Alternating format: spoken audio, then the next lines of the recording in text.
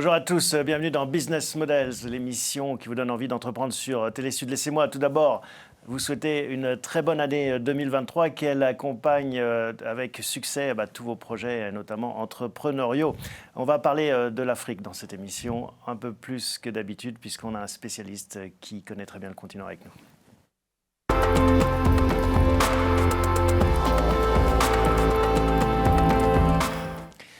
Bonjour Alain. Bonjour. Bienvenue dans Business Models. Alors, on va parler de votre aventure entrepreneuriale. Vous avez plusieurs casquettes, mais la principale, c'est Rich Consulting. Qu'est-ce que vous faites? Vous êtes consultant? Quand il y a consulting, on entend consultant? Effectivement. Donc, je dirige un cabinet de conseil que j'ai monté à l'époque avec un ami que j'ai repris seul maintenant et dans lequel on accompagne en fait des sociétés dans trois aspects.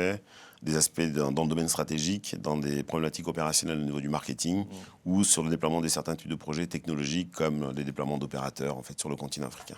Oui, vous êtes très présent sur le continent, c'est ce que je disais en introduction, c'est pour ça qu'on va pouvoir un peu faire un petit point sur le dynamisme de ce continent. Un dynamisme qui se voit dans le monde du conseil. Il y a quelques années, les grands cabinets n'étaient pas très présents et maintenant vous les voyez qui ouvrent des bureaux physiquement sur le continent. Tout à fait. À l'époque où on a créé ce cabinet, donc on était basé à Paris, donc avec un objectif fondamental qui était de se diriger vers le continent africain et d'apporter notre expérience et notre expertise en fait sur le continent sur un certain nombre d'opérations. Et il n'y avait pas encore des grands cabinets qui étaient présents sur le continent. Et aujourd'hui, donc sur des grands projets, puisqu'on travaille avec des grands groupes, je ne sais pas si on peut les citer, des groupes comme Orange, comme la Société Générale, comme ces entreprises-là, et toutes ces entreprises, donc faisant appel à l'accoutumée en fait à des grands cabinets, ont pris à tâche, on a gagné des appels d'offres importants sur le déploiement en fait de stratégies en fait sur la partie expertise qu'on avait sur la relation client et l'expérience client et sur des déploiements des projets stratégiques comme ça. Mais au-delà de votre activité qui s'est développée fortement sur le continent, tous les grands noms arrivent, les McKinsey et autres ouvrent des bureaux. McKinsey, BCG, que ce soit tous ces KPMG, donc ils ouvrent maintenant des bureaux. Alors principalement en fait dans trois pays en fait aujourd'hui. Les pays qui trustent le plus l'activité sont l'Afrique du Sud, le Nigeria, les grandes économies, et puis le Maroc qui trust aussi pas mal d'activités. Donc principalement le monde anglophone subsaharien. Tout à fait. Et puis le Maroc qui est francophone, mais qui est bien sûr dans le Maghreb.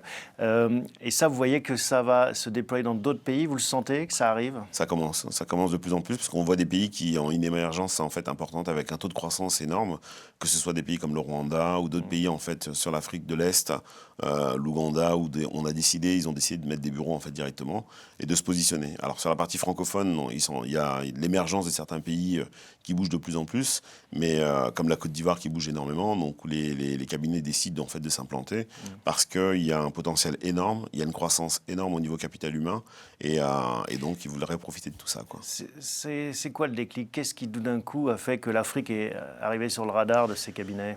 C'est la présence des grands groupes, les grands groupes internationaux qui se sont positionnés et puis la croissance économique qu'il y a dans cette zone. Donc il y avait une croissance à 2 chiffres jusqu'à l'arrêt en fait qui a été lié par le Covid, mais il y avait des économies en fait qui avaient une énorme croissance et donc avec un développement humain qui était très important et une classe moyenne qui se développe de plus en plus, qui font que le monde de la distribution arrive, le monde du conseil en fait arrive. On ne voyait pas des marques comme Carrefour ou Auchan en fait à l'époque sur le continent africain et maintenant ils sont présents. Et alors le Covid, ça a été un coup d'arrêt, on en est où par rapport Le Covid nous a fait énormément de mal parce que dans les activités de conseil, très souvent, on déplaçait des consultants dans les pays et chez les clients chez lesquels on était. Et le Covid a généré 2 choses. Bon, on a une perte de chiffre d'affaires premièrement, et puis après, la possibilité maintenant que les clients acceptent qu'on travaille en fait à distance, ce qui n'était pas toujours le cas en fait au préalable. Ouais. Et là, on en est où? Est-ce qu'on est revenu à la situation avant Covid ou c'est encore en dessous de ce que c'était? C'est encore en dessous parce qu'il y a dans le continent, il y a des pays dans lesquels on travaille où il y a aussi des problématiques en fait politiques, où il y a eu des soulèvements, donc des prises de pouvoir par les militaires, et on était présent en fait dans ces pays-là. Et donc on est obligé de faire attention en fait avant de se déplacer, donc de faire bien attention et de regarder comment ça se passe, quoi. Alors, vous l'avez rappelé, brièvement, on va y revenir dans la deuxième partie de l'émission, mais vous êtes un spécialiste de la relation client. Tout à fait. Actuellement, la relation client, elle évolue très fortement par le biais de la technologie, comme souvent. Il y a ChatGPT qui a défrayé la chronique. Tout à fait. Qu'est-ce que vous observez, vous, dans le monde de la relation client comme évolution profonde? Alors, il y a deux choses. Donc, il y a la technologie en fait qui fait bouger beaucoup de choses, et il y a une croissance en fait qui est énorme sur l'ensemble en fait de ces métiers-là. Ces métiers ont des croissances à près de 2 chiffres quand on regarde, mais des métiers sont en train d'évoluer. Des métiers par exemple de régulation qui n'existaient pas il y a 10 ans. Aujourd'hui, il y a des métiers qui se créent avec des plateformes extrêmement importantes de plus de 1000 personnes, alors qu'il y a 10 ans, elles n'existaient pas. Donc il y a effectivement des chatbots, mais nous, on pense que l'évolution n'est pas forcément au traitement automatique, il faut toujours qu'il y ait un humain en fait derrière. Oui, c'est ça la question, c'est jusqu'où, enfin, quelle part du gâteau va prendre la technologie versus l'humain? Est-ce que La technologie va accompagner, mais ne va pas prendre la place. Et nous, on en est persuadés de ça. les deux vont monter ensemble en Tout à force? fait. On va améliorer et on va personnaliser de plus en plus en fait ces contacts-là. Et la technologie va permettre d'améliorer en fait et de personnaliser en fait les contacts qu'on pourra avoir avec les clients, mais pas de les remplacer. On s'est rendu compte qu'en aucun cas un robot ne pourra accompagner un client précisément sur ses besoins, sur les demandes qu'il a, mais il peut aider à diagnostiquer quelque chose et puis après donner la main en fait à un humain pour que lui il puisse en fait prendre la main et répondre au client. D'ailleurs, on le revoit de plus en plus quand on appelle un service client. Maintenant, on a 15 questions avec un Exactement. automate avant d'avoir un humain. C'est un peu frustrant, ça. Vous le voyez aussi? Ouais, tout à fait. Donc, alors ça, il y a deux choses en fait. Nous, dans les éléments stratégiques sur lesquels on travaille, ce sont des analyses en fait des causes de contacts. Il faut regarder en fait dans les millions de contacts qui peuvent arriver dans un centre et de les analyser et d'accompagner en fait cette automatisation-là. Il y a une partie des choses qu'on peut traiter automatiquement et une autre partie qui nécessite en fait l'arrivée d'un humain en fait derrière pour finaliser le travail et le traitement en fait vis-à-vis du client. Mais le client peut parfois se fâcher. Donc d'où le fait que sur ces serveurs vocaux interactifs, parfois on dit appuyer directement sur la touche 9 pour avoir un conseiller ou appuyer sur une touche qui permet d'éviter tous ces éléments-là. Bon, la touche 9, il faut s'en souvenir. On va parler de cette aventure qui est la vôtre en tant qu'entrepreneur, justement, celle de Rich Consulting maintenant.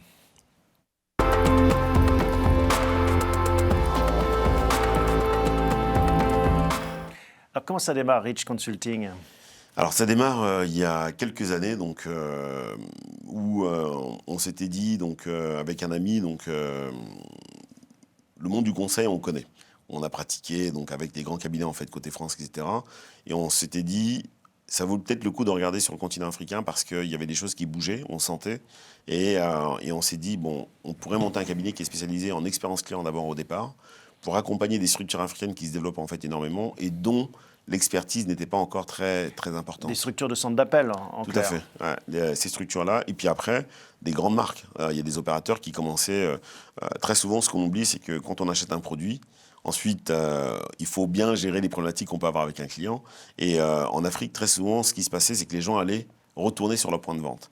Or, les points de vente étaient obstrués, ils n'en pouvaient plus, donc ils ont commencé à monter eux aussi des centres d'appel un peu pour répondre aux problématiques. Donc les centres d'appel que vous avez accompagnés, ils s'adressaient au continent africain ou à la sous-traitance qu'on a aussi? Les deux. Les deux. Les deux. Alors d'une part, marchés, en fait. sur le marché africain eux-mêmes, et puis d'autre part, donc accompagner en fait des structures qui étaient en France et qui se déployaient sur le continent africain. D'ailleurs, on a créé une étude en fait là-dessus qui permet on a présenté d'ailleurs à la Chambre de commerce et de l'industrie de Paris, qui présentait en fait l'indice des développements en fait sur le continent dans ces métiers-là de téléservices pour accompagner les entreprises qui veulent s'y implanter. Et les 6 des 10 des premières sociétés en fait françaises dans le monde des centres d'appel ont acheté cette étude-là et ont décidé de s'implanter dans des pays par rapport à ça. Donc cette aventure démarre quand, Rich? En 2006. Et entre 2006 et 2023 maintenant, quelle a été la progression de ce marché des centres d'appel, de l'expertise client, celle que vous avez observée? Il y a une croissance à plus de 2 chiffres chaque année quasiment. Donc on a vu au départ en fait la première croissance qui était plutôt dirigée vers l'Afrique du Nord. Les pays du Maghreb avec la Tunisie et le Maroc principalement qui ont trusté l'activité avec l'externalisation des prestations vers ces pays-là. Ensuite, ça s'est descendu un peu plus bas sur l'Afrique subsaharienne. Ça a touché tous les pays en fait de la zone, donc ils se développent en fait énormément. Et quand on voit le volume d'emplois créés en fait chaque année en fait dans cette activité, ça continue en fait à croître. Et aujourd'hui, il y a des nouveaux métiers. Il n'y a pas que la voix. Mais il y a toute la partie chat donc sur laquelle les gens travaillent et où on a des opérateurs qui sont positionnés derrière qui permettent de traiter aussi les contacts. Et vous accompagnez sur toute cette palette d'expertise, depuis la technologie à la façon de former les conseillers. Tout à fait. Alors nous, on intervient déjà en amont. Alors il y a 3 éléments sur lesquels on travaille. Premièrement, sur les problématiques stratégiques où on peut accompagner les entreprises. Donc, au niveau stratégie, on va accompagner à l'écriture de la stratégie d'expérience client des entreprises. Ensuite, il y a une deuxième partie qui est plus opérationnelle, sur laquelle on pourra les accompagner sur la mise en œuvre de cette stratégie-là.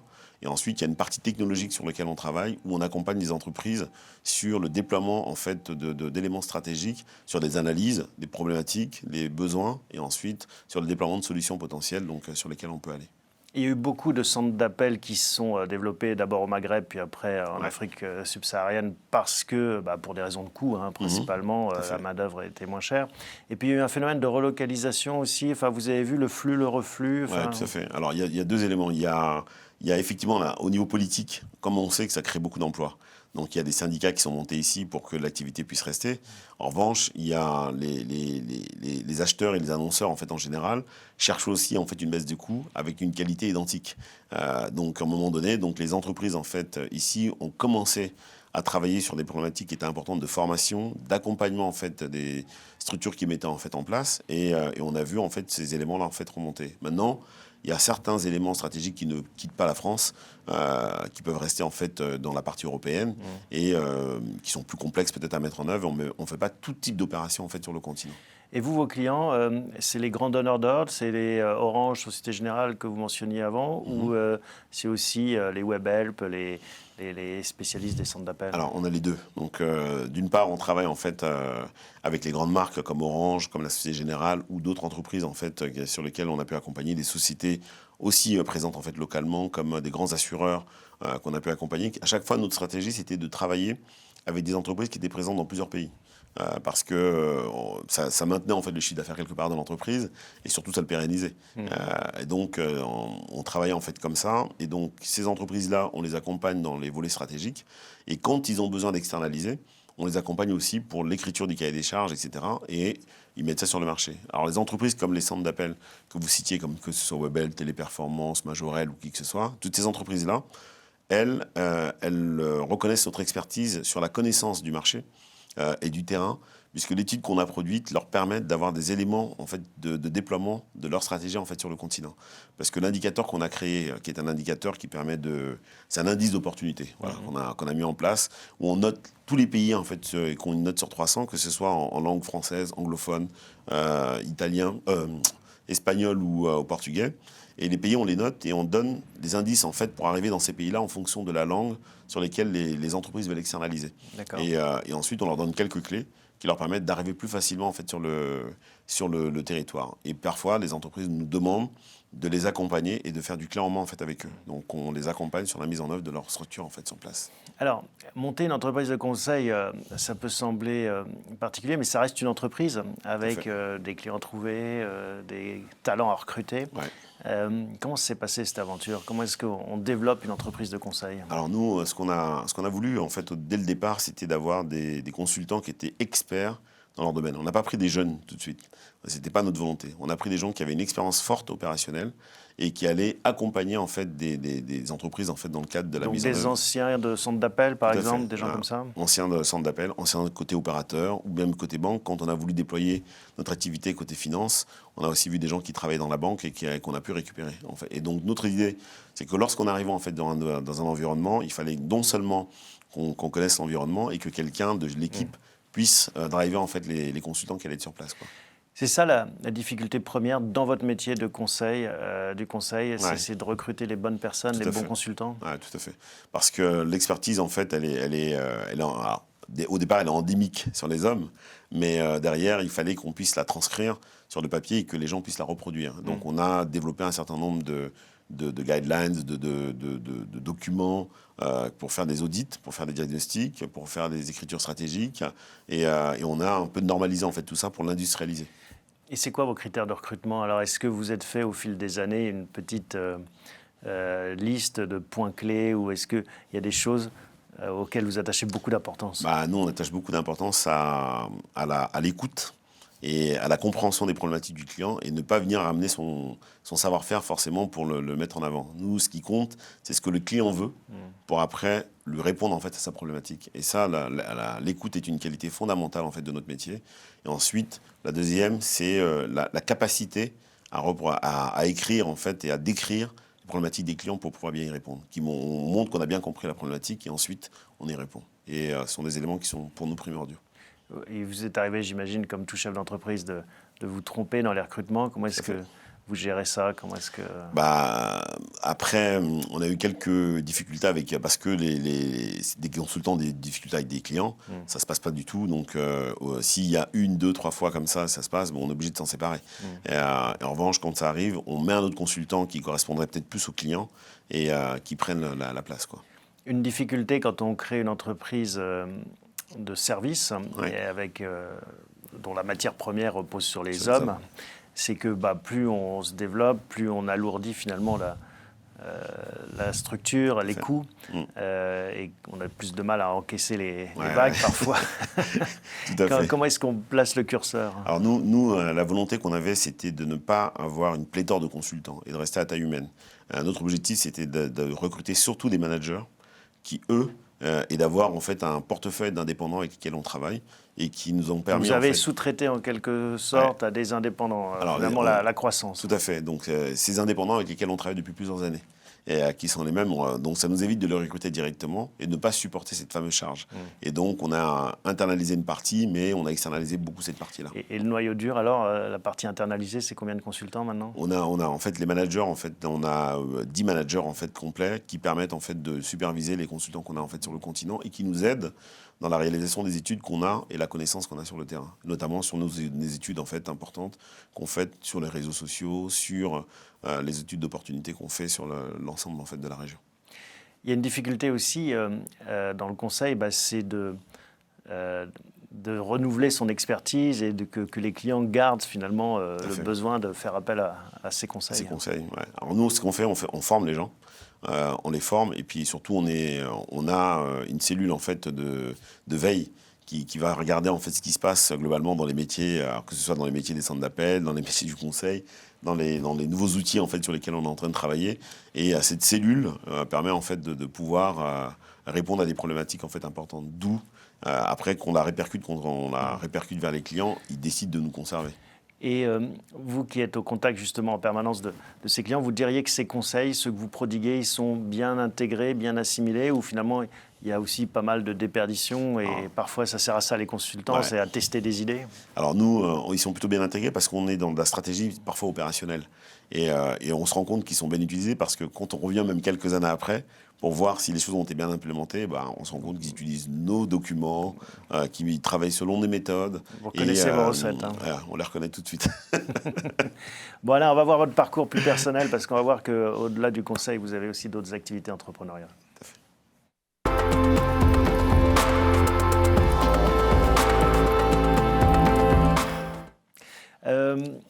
D'un mot avant Rich Consulting, on ne devient pas consultant dans un secteur par hasard. Vous avez aussi essuyé vos culottes courtes sur ce métier.